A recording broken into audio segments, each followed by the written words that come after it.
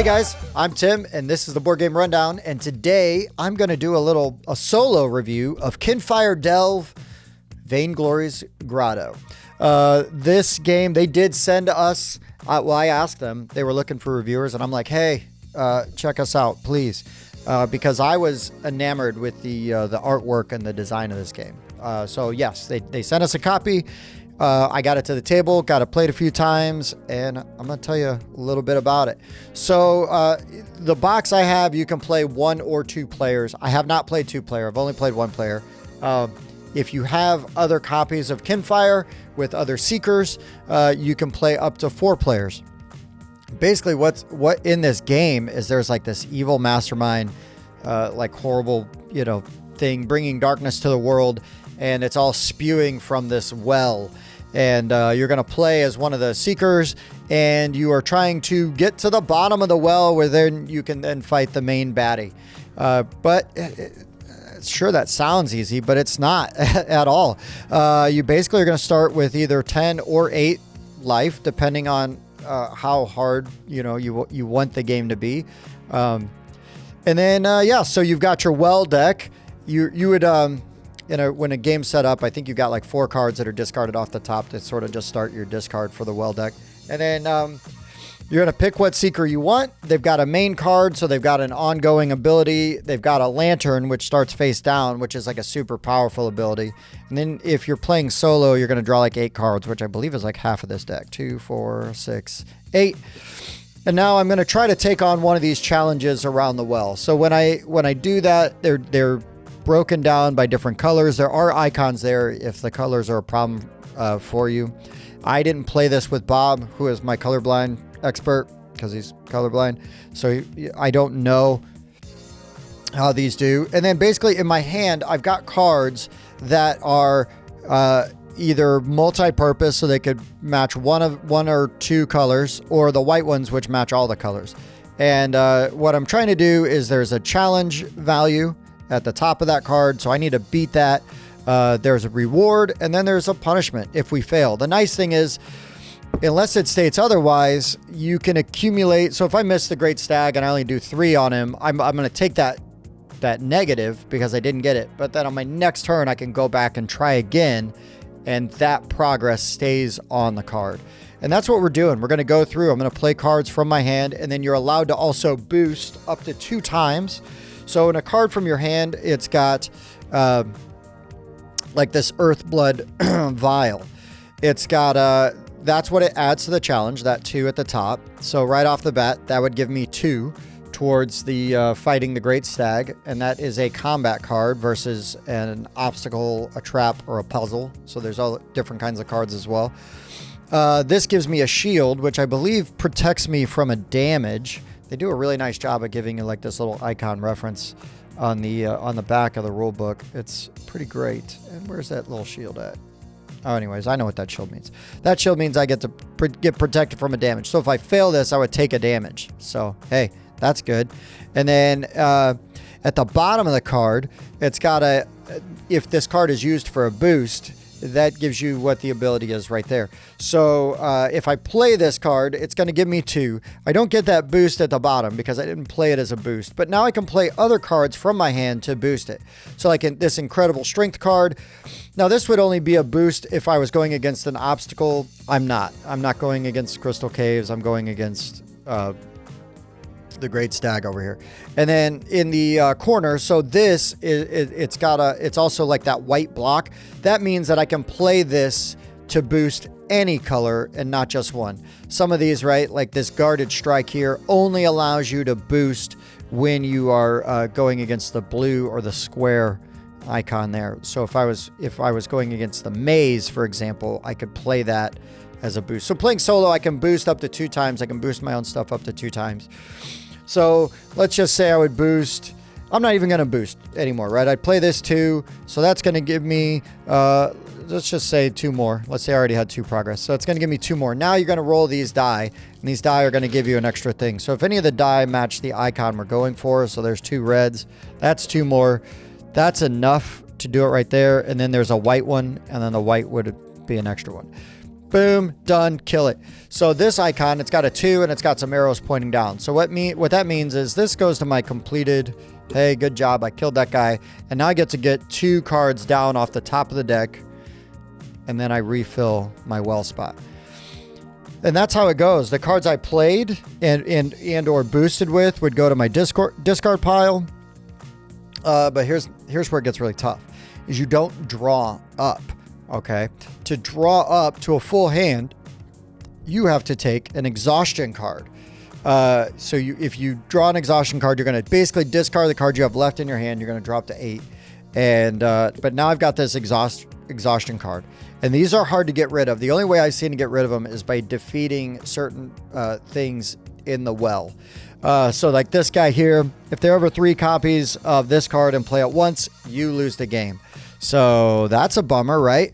So that tells me there's at least 3 copies of that in this exhaustion deck. Now, again, there are ways to cycle through it. I don't remember. Is there a way, at least in this guy's deck, to get rid of an exhaustion? I don't think so. But yeah.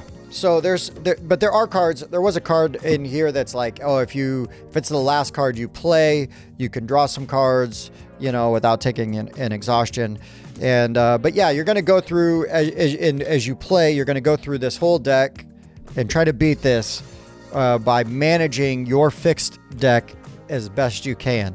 Then once you get through this whole deck, then you're going to get one of the random villains. There's 3 versions of this Vainglory, and you flip her over. She's got a challenge value, and then she's got a thing here. So whenever you try to fight her, if you roll on this, because one of those die that I was rolling, the one that has the white, it's basically a 50-50 die, where you have you could either get, hey, I've got an awesome wild that does great, or I've got this darkness icon, and that's going to trigger her special ability. So this one, if failed and a dark icon is rolled, turn a face down challenge face up again, which means, oh, that stinks is what that means, because the boss here, she's going to have 4 cards that go around her, kind of like the well. So the well deck's going to be gone.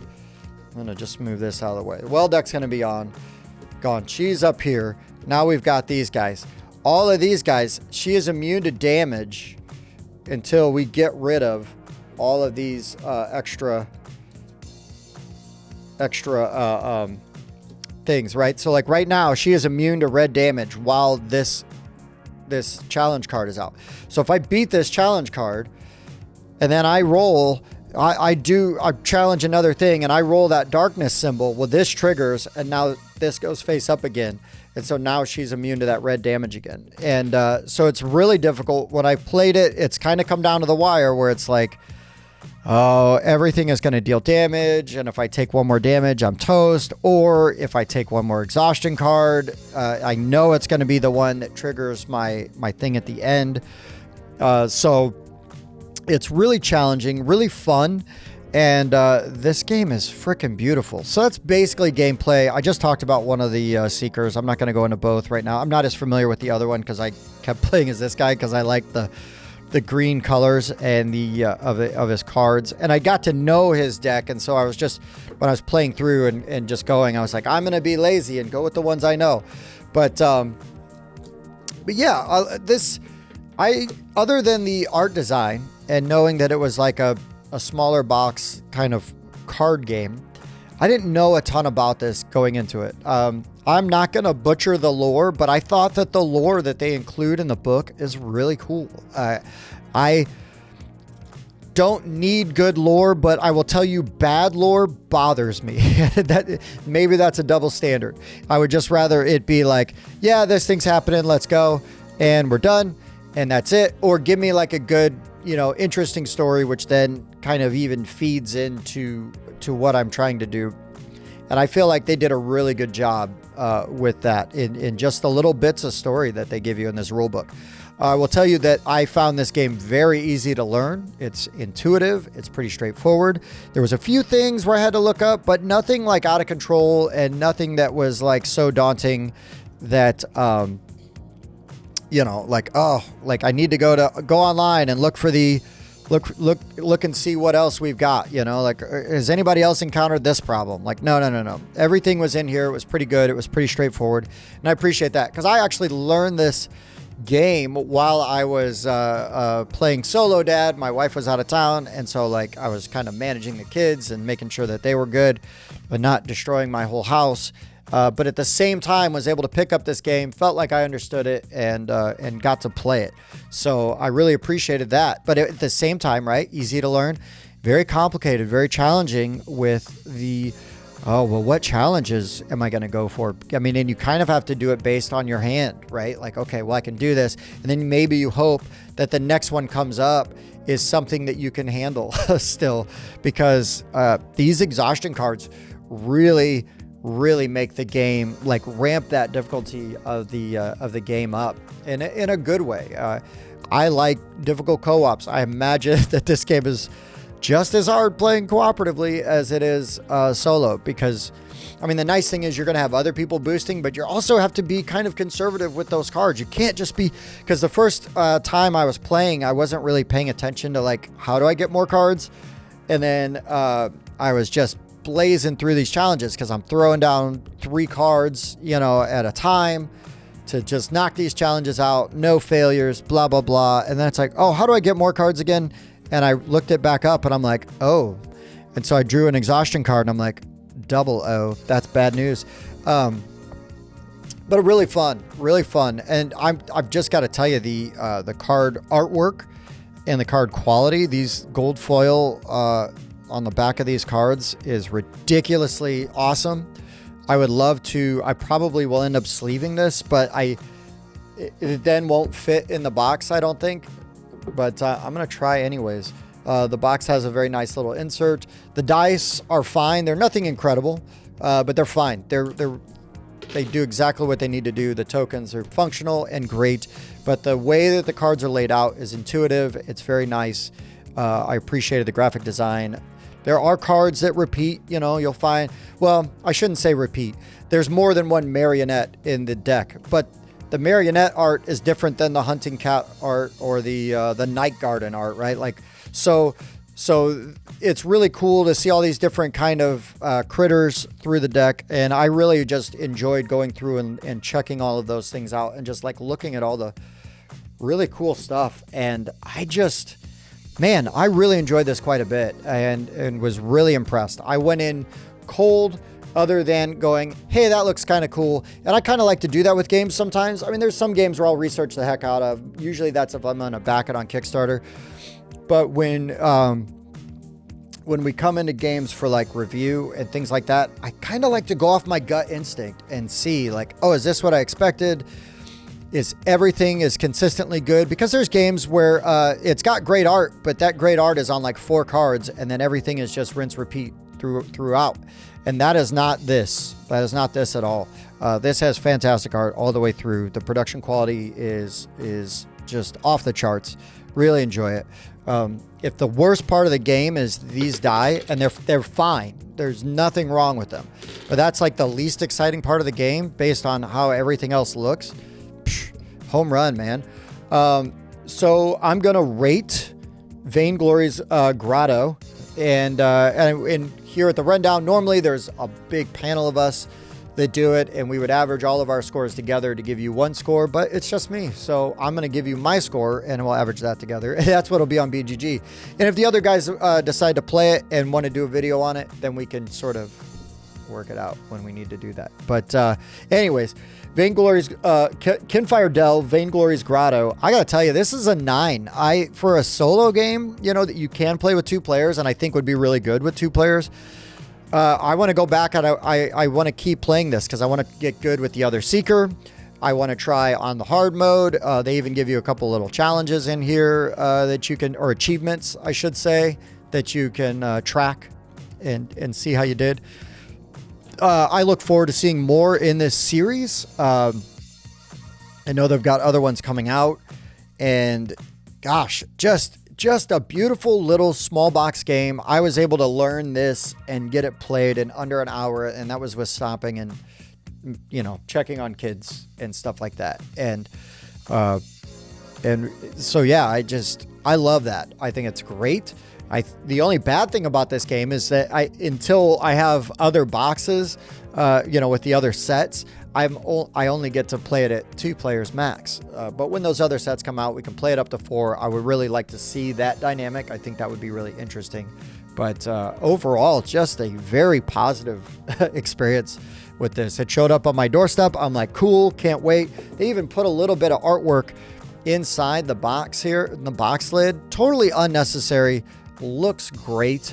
I just love kind of like those little ambiance, kind of things, that they add to it. And I can't compliment it enough. The box is nice and thick. Yeah, just great. Really, really good. Really happy with this. If any of this sounded good to you guys, I'd strongly recommend checking it out. I know solo games aren't for everybody, or even just 2-player games aren't for everybody. But if that is your jam, I'm going to say that this is one you need to have on your radar. Really neat, really challenging, and it just looks great. I mean, this is a game that if you are playing by yourself, I mean, you could set up, it doesn't take up too much table space. I got some stuff spread out, right, for purposes of camera and everything. But it doesn't take up too much table space. You could play this, at a coffee shop or something. You got your beverage and you just set up on a table. You got an hour to kill or less, and just burn through this and play it. Because you might lose faster than an hour. You could lose pretty quick if you're not smart. But yeah, very strong recommend. Really enjoy this quite a bit, and I'm glad that they sent us a copy to review it. I mean, sometimes you get lucky. Sometimes you get stuff and you're like, no, this one's really good. If you guys found this video helpful, please consider liking, subscribing, doing all those things. We also do have a Patreon if you'd like to support the show financially and help us keep creating all of these fun and amazing videos just for you. If that's not your bag, even just commenting, letting us know. What's your favorite solo game? Have you heard of Kinfire Delve? Are you interested in checking it out? Comment on the video, let us know. We also have a very active Discord, and we do live streams and all other kinds of fun stuff. So all kinds of really cool ways to interact with us, and we really appreciate that. And if you don't like this, you don't like the videos, hey, let us know too. What can we do better? We're here for that. Let's do it. So without any further ado, for the board game rundown, I've been Tim.